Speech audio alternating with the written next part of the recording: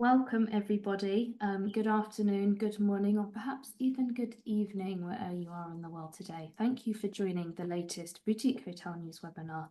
Today we're going to be talking about a rather timely and rather topical subject, all around cost management tips for boutique hoteliers. My name's Eloise Hanson. I'm your host for today's webinar, and I'm also the editor of Boutique Hotel News, and we are an online trade publication. We cover the global boutique lifestyle and luxury hotel industry.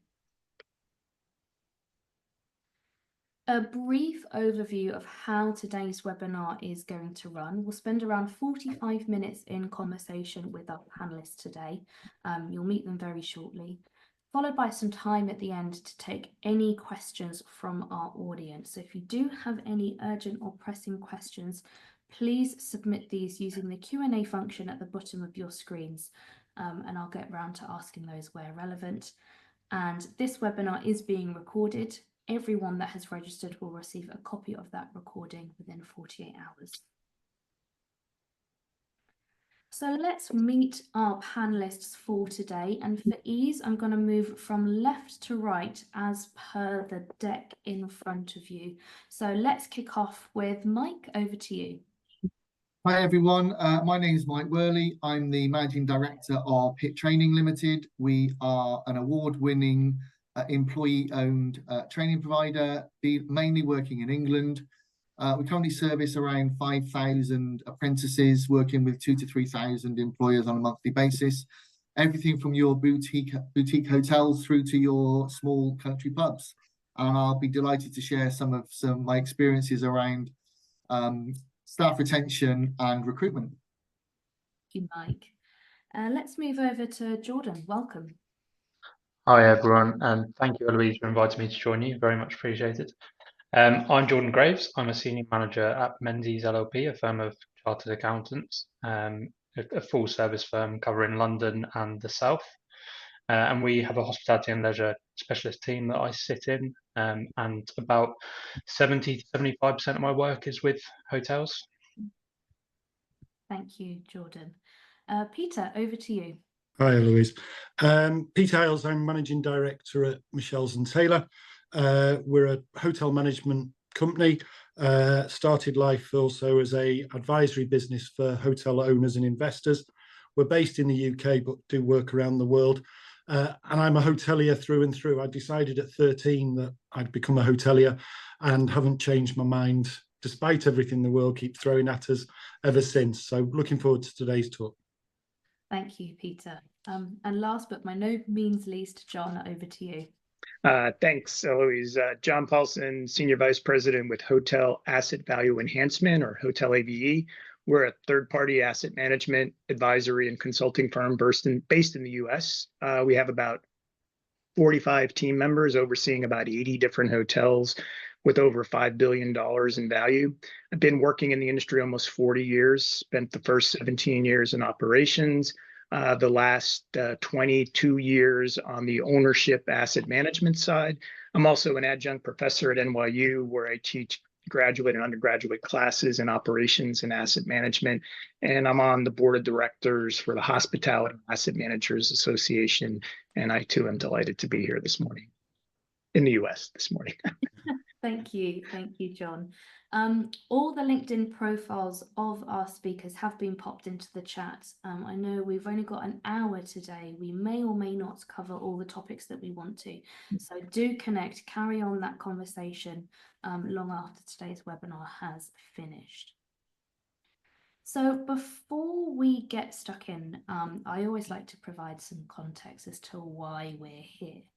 And I am diving in deep straight away, and we're working from most recent to perhaps from about a few months ago. And the first headline here, these are all headlines taken from the media.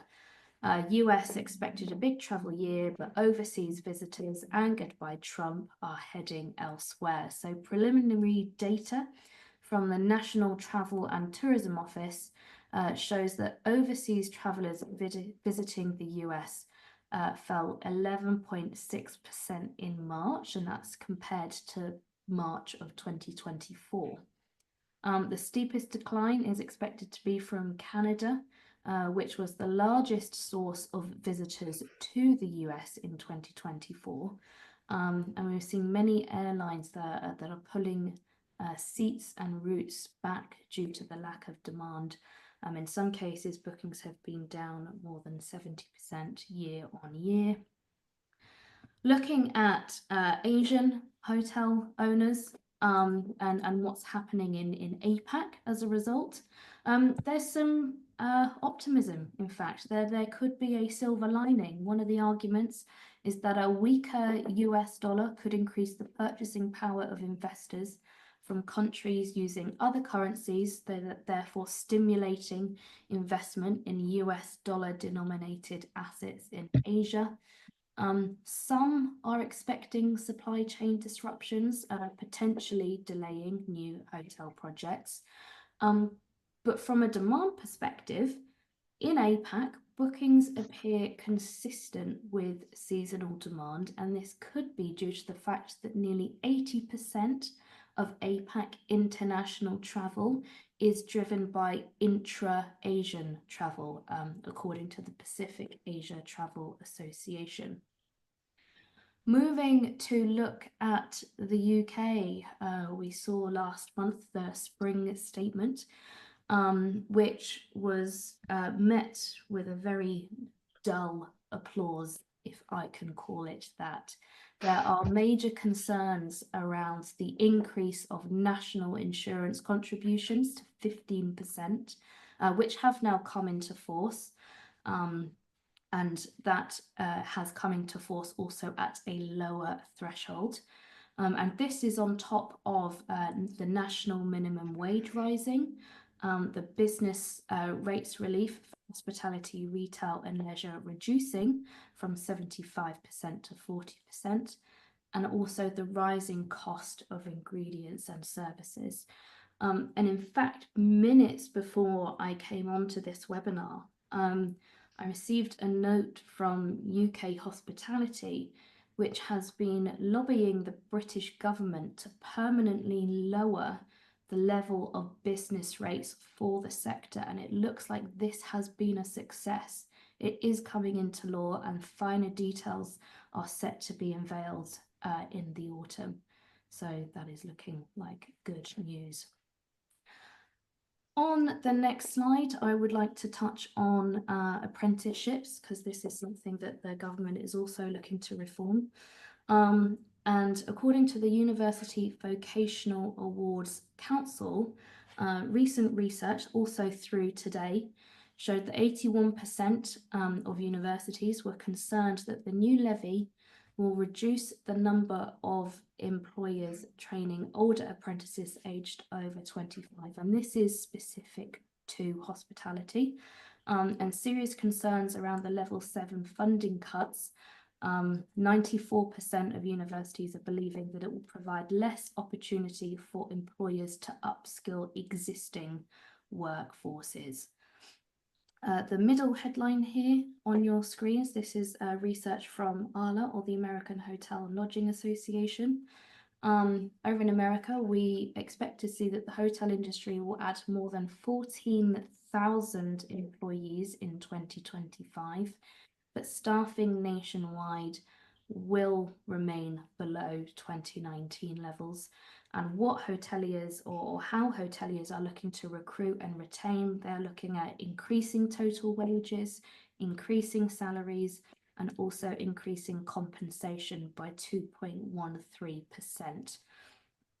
And this leads me to my final headline here. As staffing and labour remains a challenge, hoteliers are perhaps looking to drive greater efficiencies, and this may come through tech. How do we optimize a new technology? And last week we saw Duetto acquiring the financial benchmarking company Hotstats, and this will give hoteliers a greater view as to how they can drive top-line revenue and also their operating performance, not just across their rooms, but F&B, spa, and all the ancillary services. So we're seeing the tech companies also move and look to provide better solutions for the hospitality industry. So I hope that gives you all food for thought as to why we're here. And I am going to dive straight in. I am going to talk about the tariffs. So John, my friend, over to you. How have the recent tariffs and trade tensions impacted bookings and international travel in the US? Thanks, Eloise. That's a great question, and one that is likely on the top of mind of like all our listeners out there. I just returned from the Hospitality Asset Managers Association spring meeting, where demand and tariffs were the topics on every panel that we discussed. The challenge about tariffs right now is that there's so much uncertainty surrounding tariffs that it's difficult to truly know how to plan for them. I think it changes every hour. That was the running joke on the panels. As we went to the panels, by noon, it was something different. But keep in mind, Q1 already had some headwinds for demand started by the DOGE cuts, the government cutbacks, which put a crimp into government travel across the US in both the government group and government corporate segments. So there were some concerns already about demand. Most of us are in key international markets, the hotels we oversee. We were expecting 2025 to be a strong return of the international traveler when we did our budgets. But right now that's in doubt. We've already seen a slowdown from Canada, travelers going to various group trade shows. Where the Canadians said, look, we're not going to the US, right? They're protesting. So it remains a big unknown for right now. But I think proactively, however, what we're telling our hoteliers, that they should be putting their marketing dollars towards domestic US leisure and corporate travelers, not forgetting about international travelers, but fish where the fish are, basically. Just as there might be some blowback for international markets coming to the US, the same can be said for US travelers looking to go to Europe or Asia Pacific markets. Corporate has remained strong in key cities and has been a bellwether for our recovery. And the group market has also grown in the past few years. So the key here is to get out in front of the leisure traveler who might need to stay closer to home. Leisure tends to book a little further out than corporate or business travelers. So now is the time to market those for the summer months, right? So, and we've also heard from a lot of our colleagues at the panel saying, hey, we've changed our plans. We were going to go to Europe, but I think we're going to stay closer to home right now. So again, I think a lot of uncertainty, but I think our market has been, the hotel business has been very uncertain for the last 5-6 years. So it's nothing new. It's just, it's going to be an interesting 6 to 9 months in the travel industry, that's for sure. Are there concerns, John, around discretionary spend amongst leisure travelers, and perhaps I'm gonna speak to Jordan about this, around hotels, for instance, passing on costs to travelers and consumers? How are you approaching that conversation and what you're overseeing with your hotel owners? Yeah, it is something. There's always downward pressure on rates whenever you start talking about slowdowns, recessions, cutbacks. We're always very concerned, and usually it's the leisure markets that are the first to pull back, right? Corporate business travelers, the road warriors, they have to be on the road. They need to be out there in the marketplace. But leisure, they have a choice, right? So they might look to buy down. That's one of the things that we're kind of seeing is maybe the luxury traveler might go to a more upscale hotel, less of the 5-star, more of the 4-star. 4-star might buy down into 3-star. So we might see some shifting of guests that we would normally not see in a rising economy. So, you know, we want to be price sensitive out there. A lot of good tools out there to look at for revenue management that help us price. And you know, you want to keep your eye on demand, right? You want to price to the market. You want to make sure that you take advantage of every opportunity that's out there. Mm-hmm. Thanks, John. I'm gonna jump over to Peter here and uncover a little bit about your mindset, your conversations, and your strategy when looking at the impact of the tariffs and what that might mean for UK hospitality. Yeah, just for clarity, I'm going to talk about the tariffs from before this webinar started, rather than any changes or U-turns that may have occurred in the 20 minutes since we started, but I think you've got to look at it in two ways. It's the micro and the macro. So the micro in the UK would be if you're a hotel that has a company that's, say, one of your big corporates that's going to be impacted by it. So obviously the car trade, if you're working with Jaguar Land Rover and the cuts they make, or steel, which is a slightly different story in the UK at the moment. But so I think you've got the micro of in your local environment for that particular hotel, what's going to happen, and you knowing and staying close to your customers. I think the macro, as John said, it's that uncertainty. It's that where is the world going to go? I heard a story over the weekend of American travelers in France pretending not to be American because they didn't want any backlash. Now, that would be unheard of because everybody, especially Americans, are welcome around the world. But, you've got stories like that. And will that impact the American travelers so they stay at home? Will, as John said, will a world traveler then go somewhere else? Where do they then go? So I think you've got that whole impact of the uncertainty of how will it impact interest rates, because that will have a huge impact on hotel investors lending. Interest rates then will have a knock on to domestic, how much you've got in your pocket. So it's a real uncertainty that we've just got to plan for and get as many processes in place to safeguard both the revenue, how can you drive that up, but also the cost, which I think we're going to be talking about later on. Yeah, we'll definitely explore your strategy later on in the conversation, Peter. I know we spoke off screen about the processes that you've put in place to help to navigate and adapt. But Jordan, let's come back to you here, because we've touched on it already. This idea that hoteliers might look to pass on costs to their consumers, how the different hotels by segment, luxury, upper upscale, mid-tier, how they're performing. From your perspective and your experience, Jordan, how are the different hotels across the chain scale performing, and how are they faring in terms of passing on that cost to the consumer? Yeah, so as the cost of living's been hitting everyone, I think the natural expectation is that everyone takes that step down towards the budget hotels, but actually we've kind of seen a little bit of the inverse of that. So we've seen a lot of the luxury and the boutique hotels that are kind of able to tell that story and bring people on a journey with them, especially the ones focused we've seen on ESG, the ones that can really tell that story and bring people with them have been really successful in passing on extra costs and even bringing a premium above cost. So they're performing really, really well at the minute. It's almost a squeezed middle in the middle of the market where people are taking that step down. So kind of the middle class people who previously would have gone to mid-market hotels are taking a step down to budget hotels, whereas people who are less impacted by the cost of living crisis are sticking with the luxury hotels and are much more able to pass on those extra costs. So it does depend heavily on where you are in that market.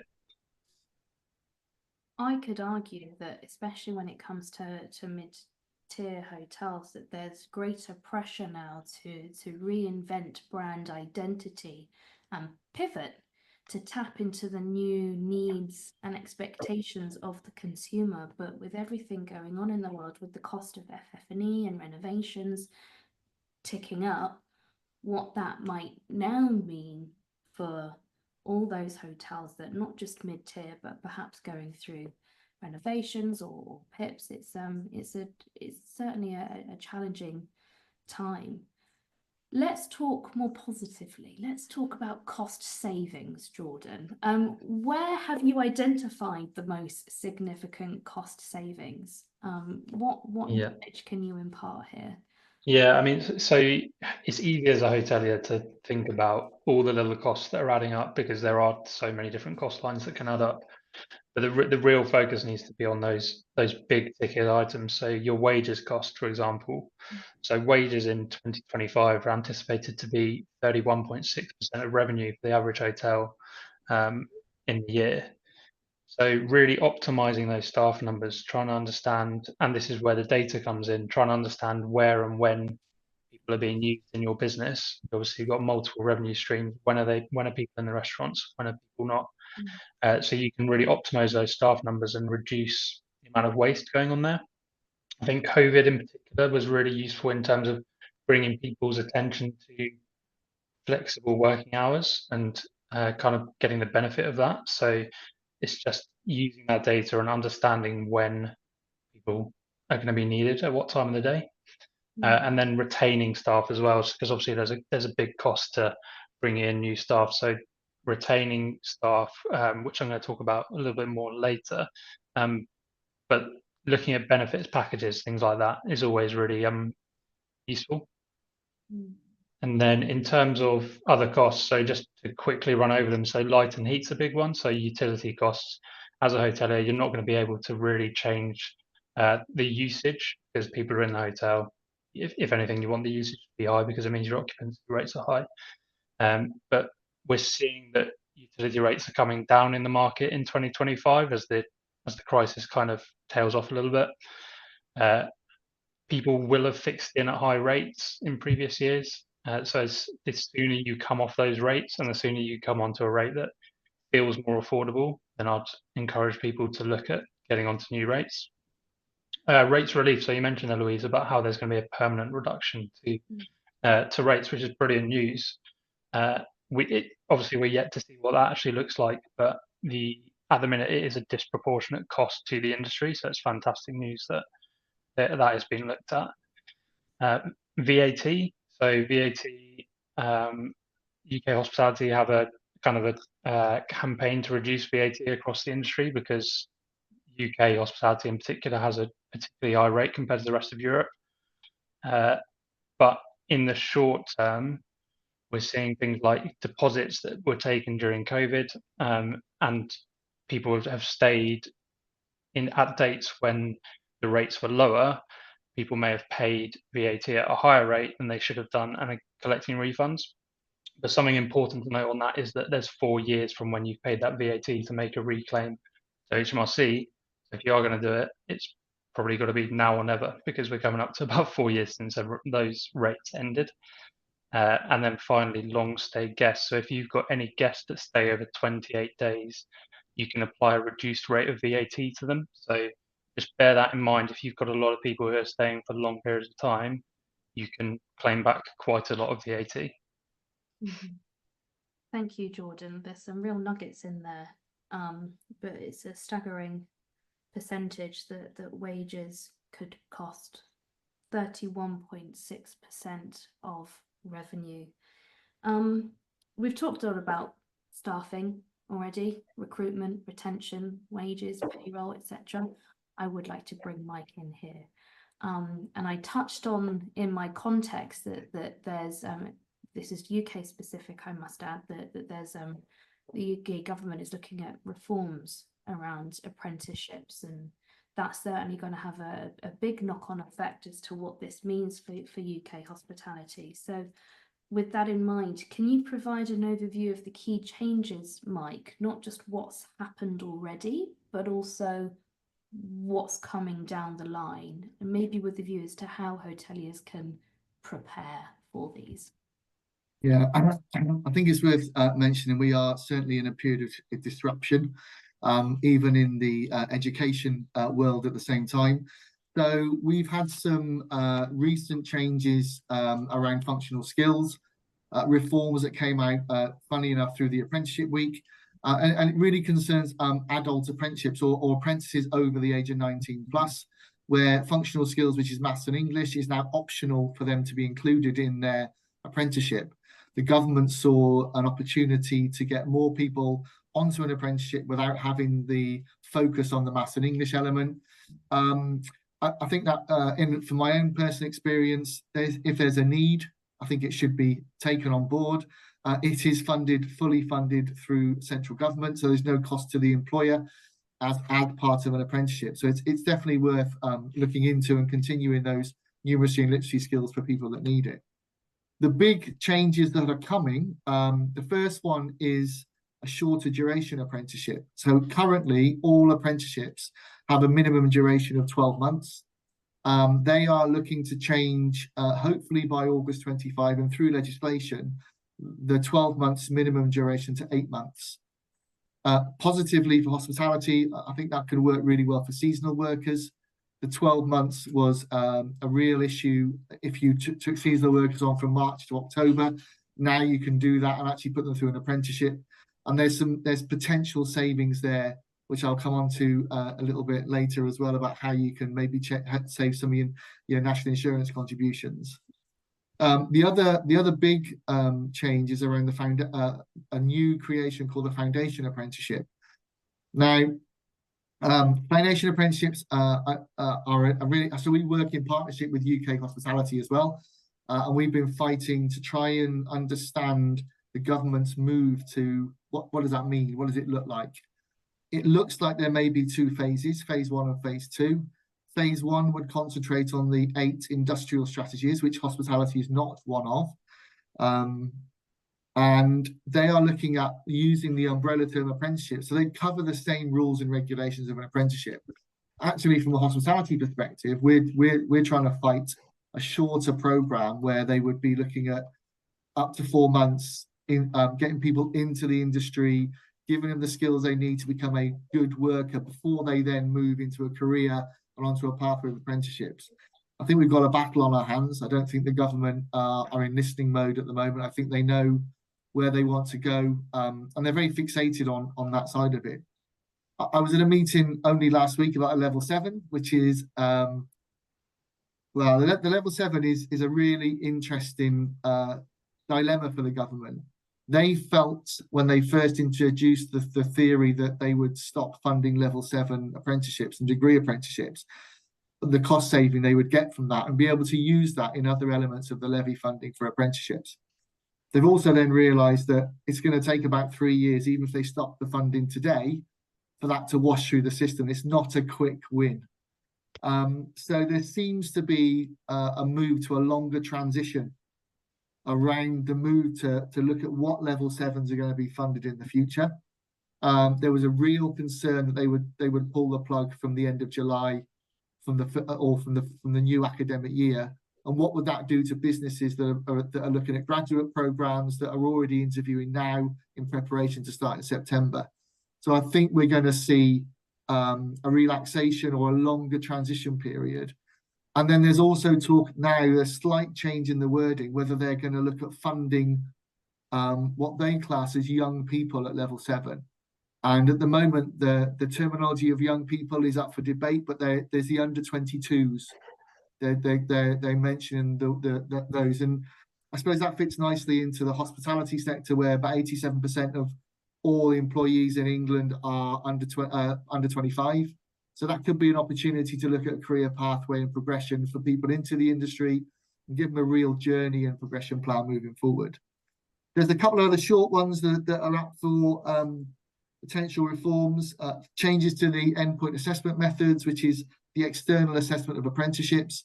Very, very limited detail out there, but bringing some of that back into the ongoing provider opportunity to demonstrate that they've got that ongoing assessment going forward, instead of it all being at the very end of the program.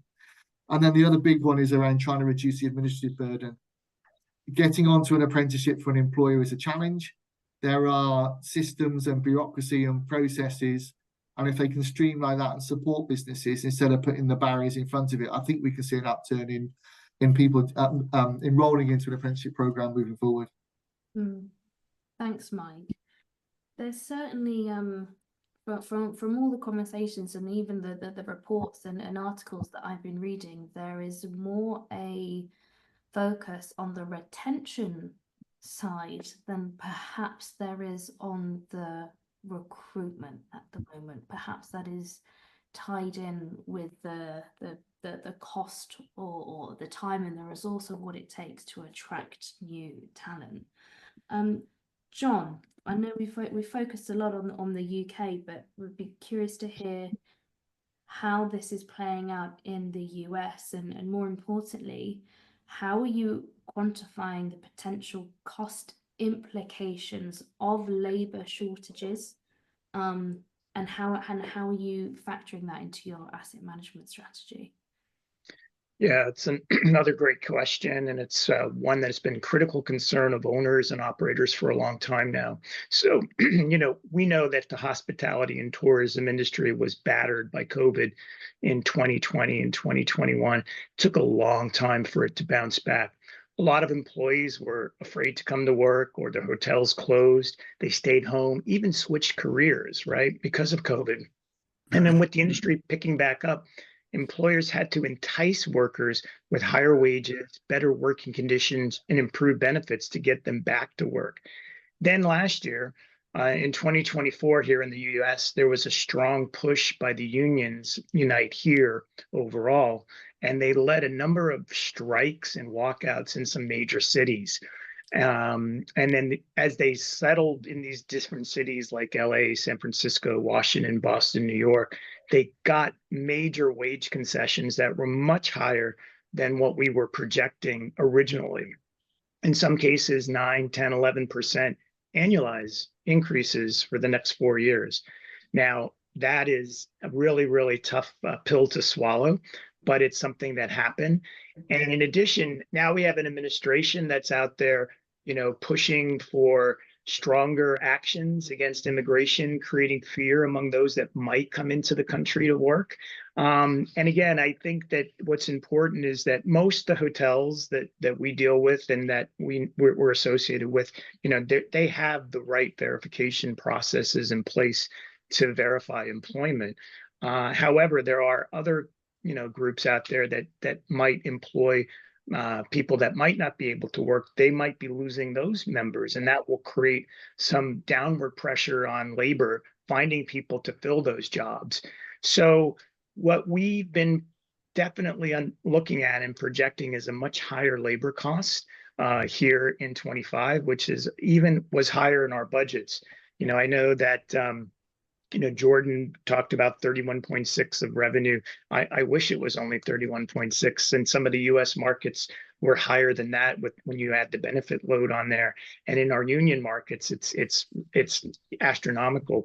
So I think what we have to look at here is not just adding and increasing costs. It's going to keep rising, but what are the ways we get some more productivity out of the employees, right? In terms of we've given unions and their staff much higher wages, which is great for them. However, we didn't gain too much in productivity, right, in terms of give backs from the union side. So in non-union hotels, we look at productivity all the time. And is there a way to do it smartly? Can we add technology in there to help with some of this labor?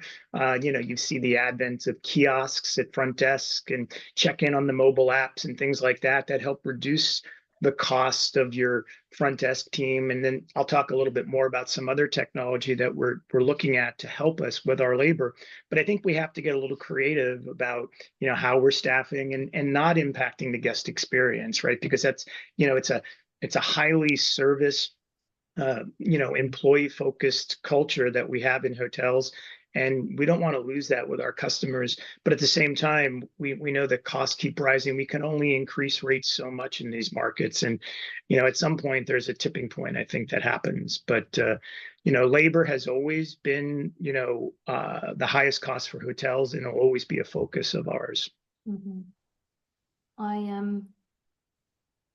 My heart kind of goes out to all the hoteliers that are trying to navigate this, because at once you want to support your staff, right? You could argue that they should have always been paid X amount, but you're balancing this against a very tight working environment. And aside from the tech, Peter, let's talk about your strategy and how you've tried to empower and engage your senior management hoteliers to identify these cost savings. Could you talk us through what you've been rolling out? Absolutely. So back in November, we discovered that our cost per full-time employee that was on national living wage was going up by £2,600 per employee. And as John says, with really no extra productivity or output from that £2,600. So we brought all the general managers and the M&T team together to look at literally every single cost. And we got into a room and we started going through every single cost that we have in the business. As Jordan said earlier, there are an awful lot of costs to go through, but we found just going through it all and collectively, and then there was an energy in the room and actually a positivity, which seems a strange thing, but everybody working together. Instead of it being an individual problem, it was a collective challenge. So we all worked together and went through things. And being honest, I was expecting there to be very little low-hanging fruit, because the challenges we've been through with Brexit and COVID and everything else that we've been through over the last few years, but we still did find some things that were surprising that appeared in one hotel, you know, silly things like telephone lines that used to be needed but aren't anymore. And so we went through it, and if one person raised it, then it could collectively be looked at. I think it is that balance, though, of we've got to have a fully engaged team. As Jordan said, the retention of the team and the engagement of the team is key. So you can't not look after the team. You've got to look after the customer, both the care and the experience. So you've got to get that balance right, and obviously do it safely. So what we said was, there's no sacred cows, that everything's up for grabs. Just because we've always done it that way, why do we have to continue doing it that way? So we've challenged everything that's in the business. We benchmark performance, because again, between general managers, a bit of competition is never a bad thing, that they always then bounce off each other and, well, if you can do that, how can I do that? And challenging performance that way. It really does challenge the thinking. One thing I would say is key for us is, because that £2,600 per employee has been passed on to our suppliers, they're all coming to us and saying we need to increase our costs. And what we've had to say, you know, we've had the utilities going up, and that's impacted laundry costs and all the other things that are associated with what's happened over the last few years. And we've just had to say no. And we've had to say, well, okay, we'll go. We love working with you, but we're going to go to tender. We're going to look at what alternatives are out there, alternative ways of doing it. As John said, using technology. How can we do this? How can we be creative? How can we look at it differently? Do we clean windows less often? So the frequency, do we not do that in this area, but we do it in that area? And literally, no sacred cows, everything's up for grabs. And I think for the businesses that possibly haven't got that scale that we've got, I would say it's that devil's in the detail. And I would suggest that they go through literally invoice by invoice by invoice, but work on the premise that we're only going to allow it if we can justify it. Don't sort of go, oh yeah, that's fine, that's in, we need that, we can keep it. Reverse it. Say the only way it can stay in is if we can justify and go through the detail of it. As I say, be creative. We're working with one of our key partners on artificial intelligence for payroll. We've been working on it for about a year now. We're just at the trial stage. You know, single biggest cost we've got in a hotel, and we don't automate it. You know, in revenue, we have automation, other areas of the business with automation, single biggest cost, and it's not automated. So it's those sort of, how can you work with your business partners to be creative, and then looking at every hour. And every hour is, well, I don't need a 40-hour contract, so I'll have a 32-hour contract. Changing shift lengths, paying a premium for shorter shifts. Everything is up for grabs because there's no sacred cows. I'm sure It's interesting you say that, Peter. Sorry, can I jump in, Eloise? Just on no sacred cows point, you're right, looking at the things that you probably wouldn't usually look at in terms of costs. So a lot of people won't look at things like card merchant fees. Your card merchant fees, things like Amex, you can extend your credit terms with them and get that bit of a reduction on your margin. Online travel agents, so everyone uses booking.com. How much of your traffic is being driven by booking.com? Can you drive more to your website directly, so you're keeping the whole of your sale rather than 70% of your sale? Those sort of things. Absolutely. I was going to jump in and say you could probably even utilize generative AI to analyze your invoices and come out with some kind of solution for it. I'm sure there's a way that you could do it, though I would certainly need to spend a few minutes to actually understand how that could work. Yeah, we are actually actively looking at how can we use AI. Again, there's the concerns of where does that information go? Is it, so you've got to do it responsibly, but absolutely, we've not really changed some of our, especially payroll practices, for years. So how do you use different equipment, say in housekeeping, in how, what, not to reduce the number of minutes that somebody's doing, but to improve their quality of experience at work, so that you retain them and then actually you pay them more, but that's still cheaper. It's just really looking at it very, very creatively. Thanks, Peter. Jordan, let's come back to you for a moment here, because labour, wages, payroll, again, it's a recurring theme, but you factor in then increases to national insurance contributions, and it is challenging. So for our UK hoteliers, can you provide some examples of how they can mitigate the impact of increase, Nix? Yeah, sure. I mean, we're working with hoteliers in a number of ways to try and mitigate that impact. Like Peter says, the impact of that plus the NI plus the minimum wage increase is really significant per employee. So if you can mitigate that at all, then you're going to be in a better spot than what maybe people are anticipating for 2025.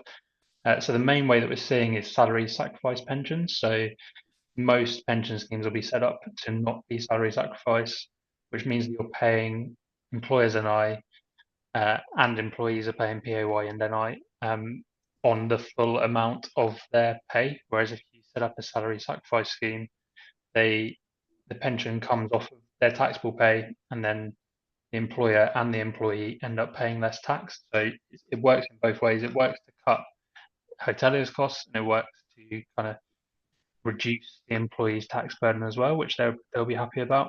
The only thing you have to watch out for on that is not going below the minimum wage when you are salary sacrificing. So yeah, ensuring that you don't go below minimum wage, and then everything above that, you're going to be reducing your cost base with that. Another big one is trunk setup. So we find that a lot of people haven't set up trunk systems in the past, but if you do so, as long as it's away from management control and it has a trunk master, all the kind of regulatory things are in place, then there's no employer's NI or employee's NI to pay on gratuities that come through that trunk system, which can help a lot. And then, like we've mentioned, so optimizing staff numbers and hours is a big one. Like we've said, technology is going to be a big factor in that. And yeah, just really minimizing the amount of hours and making the best use of them. And then finally, there's a couple of quick points. So ensuring you're claiming your employer's allowance. So the employer's allowance has obviously gone up to £10,000 a year. So make sure you are claiming that. We've come across hoteliers that haven't been claiming the employer's allowance. Most of the time it will be kind of automated through your payroll, but we have found cases where people haven't been. So make sure you are claiming that £10,000 a year. And finally, directors' remuneration, split between salary and dividends. So there's a decision to be made there between how much of kind of the owners of these boutique hotels are taking as salary, how much has been taken as dividends, because you're not going to be paying that employer's national insurance on dividends, whereas you would on remuneration. Thank you, Jordan. To touch on the technology piece, Sue Graves in the chat, technology, more specifically conversational AI, can augment staffing levels, offloading over 50% of calls off the front desk, therefore bringing a higher value labour offering. This should be considered. We'll touch on tech shortly, but I want to jump back to Mike here. I want to talk about the workforce and how, I think I alluded to it earlier, that recruitment is and can be expensive, but how can hoteliers leverage these apprenticeship reforms and all the other aspects of it to build that skilled workforce, to improve that productivity and efficiency, whilst also trying to minimize the recruitment aspect and also the training expenses? I think it's worth noting that apprenticeships are not just for new employees, they're for existing employees as well. And there's a big national insurance contribution saving for the employer for any apprentice that's under 25 years old, the employer pays 0 national insurance contributions. That's a saving of what, 13.8% on everything over £12,570 up to £50,000 salary. So if you're looking at how you retain your existing staff and upskill, I'd strongly look at a career pathway using apprenticeships. Apprenticeships start at level 2, currently got to a level 7. You can build your workforce. You can look at your high flyers, your talent pool internally before you look externally. And you know, there's some really great stats around when you look at how apprenticeships can support your business. 80% of companies who invest in apprenticeships have seen a significant increase in retention, reducing that need to go out to look for new talent. And once you've got talent in, it's really important to keep hold of them. There was an interesting conversation earlier around ESG culture and brand for customers. And I think it's really, really important if you take that back and remember that your employees are customers also.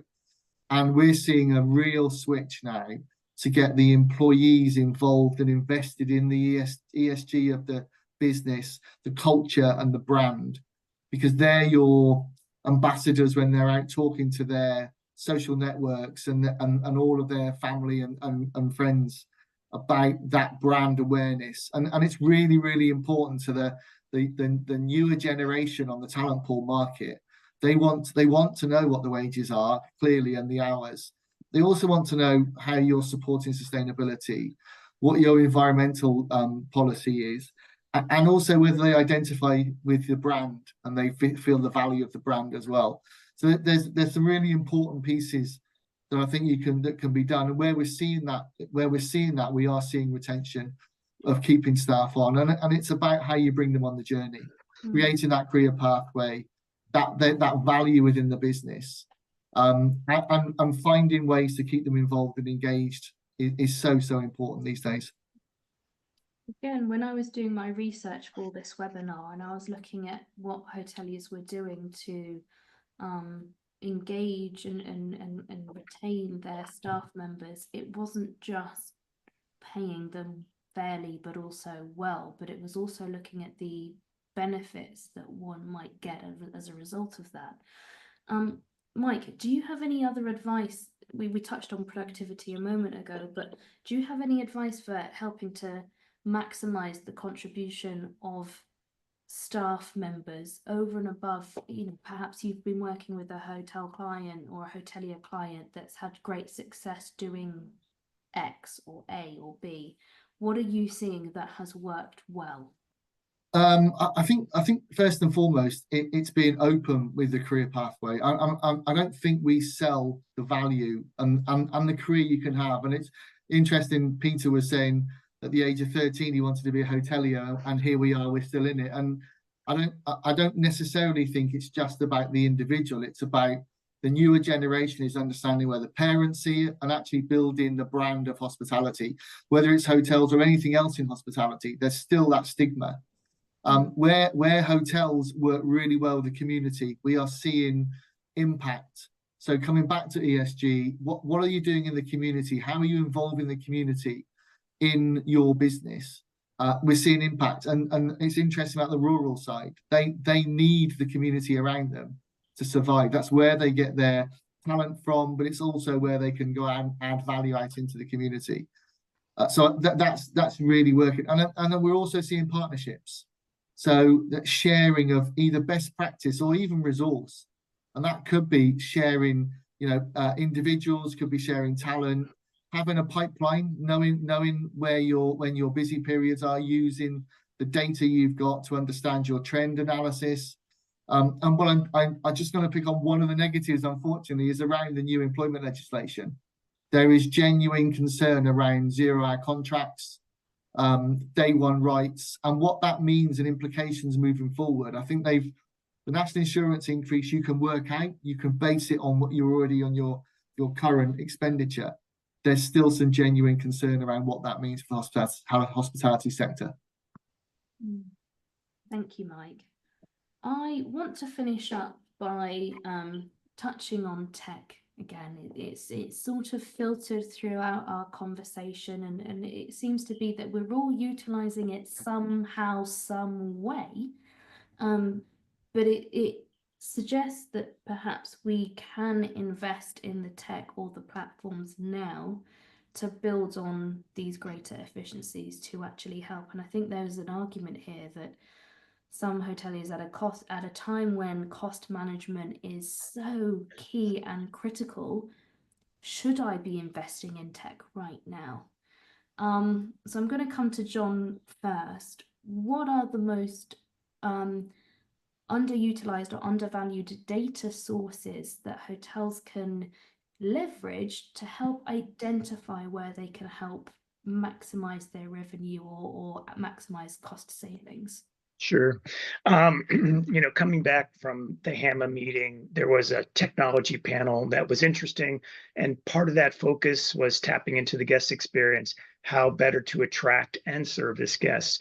There are a lot of apps out there that can help you with labor, purchasing, guest activation within your properties.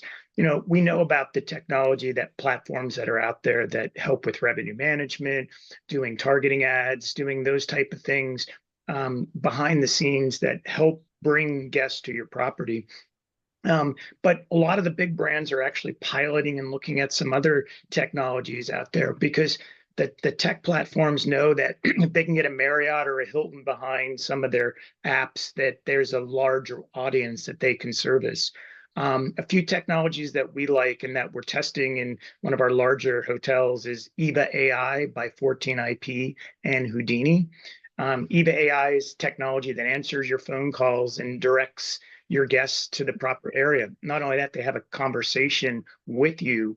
You think you're talking to a person. I stumbled upon this when I called a competitor hotel, and I thought I was talking to the front desk, and it turned out to be an AI. And then these AIs can interface with your service apps such as Hot Sauce. And, if you want a towel, you ask the app, I need a towel for my room. And then it goes to Hot Sauce, sends the message to your staff, and then they get the towel to you without talking to anybody. So again, looking at how can that help with labor? We can reduce the time that someone's answering the phones. Maybe you don't reduce an employee, but it gives them opportunity to service the guest in a different way. Another app that we're looking at is Houdini. It's one of those apps that's a guest-facing app that you can go out there and it connects with your point of sales terminals. You can order room service. You can push offers out to the guest who's sitting at the pool. We have a drink special today from 12 to 5. We get 50% off your margaritas, and the guests can just interact with it. So as you mentioned that there are different apps out there, I'd recommend that you and your teams research various technology opportunities that are out there and utilize them as much as possible. We're heading in that direction. We're going in that direction. And I think that it's incumbent upon us to get moving into the technology phase and be at the forefront and listen to the technology that's out there and try to embrace it. Peter, what are your thoughts on this? Mine's a bit more basic than that, and it's one that we're already paying for. So, I actually agree with John. We're looking at all the things that he's spoken about, but mine is the point of sale, the POS. And it's not just a till, because more and more you're not actually putting cash into it anyway. So it's how to use the data. We've just recruited a restaurant and bars director, very deliberately not a food and beverage person, not from hotels, from restaurants and bars. And how do you take that data that you already have and train the team up on how to use it, how to read it, how to interpret it? And that helps you break down performance. So your sales mix, upselling, the time of day, which again links into your payroll, and have you got the right people around, helps you with your procurement. So mine, I think the most underutilized from seeing what I've seen recently is that POS. Then spinning that on, so it's not just restaurants and bars, so R&B, it's also spa, leisure and golf. We've got spa, leisure and golf director who again uses that data. How do we get more sales, more productivity, etc. So I think for me, it would be, how do you train, enable, and give time to the leadership team to actually use what's already there? I would totally agree. I think if you look at technology, if you think that technology is going to replace, I think you've misunderstood what technology can actually do. It should enable your staff to deliver the hospitality, the excellent service, whatever it might be. So a positive note to end on. So I'm glad we've left it there. I want to say a quick thank you to Peter, to John, to Jordan, and to Mike for their contributions and insights. We're going to leave this webinar open right at the end, just to leave our audience members time to follow up on any of the links that we've popped into the chat today, including the LinkedIn profile of our speakers. So I would encourage you to connect and carry on that conversation. Just some closing slides before we hop off today. Our next webinar is taking place in 2 weeks' time, April the 28th, and we're going to be looking at driving bookings and loyalty among Asian travellers. So the link to register has been popped into the chat. Same time, same place, no cost to join, and we look forward to seeing you there. And we touched on AI, we touched on technology. We are delighted to be hosting a practical AI online course for hospitality executives. This is a one-day, full day's webinar, effectively happening on the 4th of June. It's quite intense. It's being delivered by academics from the University of College London, and a lot of it is going to be talking about financial modelling and strategy, and how do you actually utilize data to make sure that your decision making is informed. Again, you can buy your tickets using the link that has been popped into the chat.